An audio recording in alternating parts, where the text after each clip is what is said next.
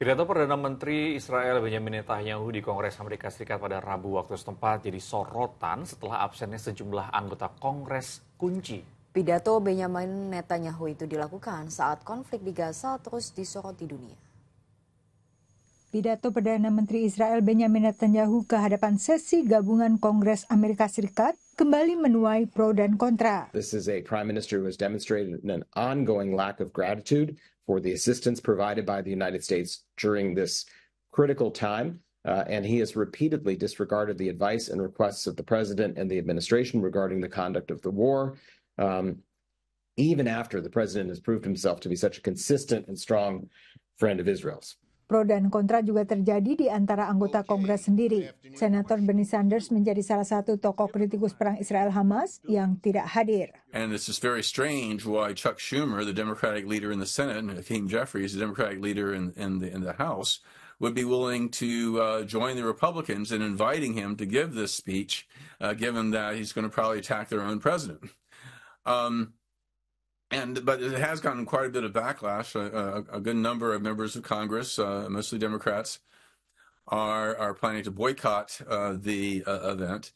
Stephen Zun mengatakan dalam pidato seorang pemimpin negara asing, biasanya wakil presiden Amerika sebagai presiden Senat, memimpin sesi gabungan Kongres. Dan menurut Zun, ini tak lepas dari kontroversi seputar dukungan Amerika Serikat bagi Israel dan juga sosok kontroversial Benjamin Netanyahu. Setelah Presiden Joe Biden mundur dari pencalonannya kembali sebagai presiden, Kamala Harris mengawali kampanyenya sebagai calon presiden Partai Demokrat.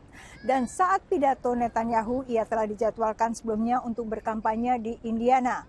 Kamala Harris hanya bertemu Netanyahu secara terpisah, demikian pula Presiden Biden. Menurut analis, tanpa kehadiran banyak senator dan anggota DPR Amerika pun, pidato ini lebih menguntungkan Netanyahu yang dukungannya tengah goyah di dalam negeri.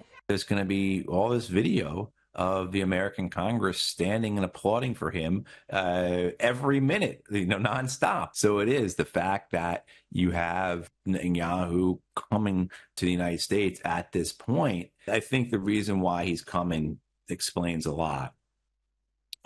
He is coming, in my opinion, and many others as well, to demonstrate that he is in control. Pada saat yang sama, analis lain mencermati di tahun pemilu dengan polarisasi politik yang tajam, undangan bagi Netanyahu oleh Kongres kontras dengan pergeseran opini publik Amerika. There's a clear separation between what the politicians are saying, what the party elites are saying, and what public opinion polls tell us, which is that, a large majority of Americans, whether Democrat, Republican, or independent, want a ceasefire, want an end to the fighting.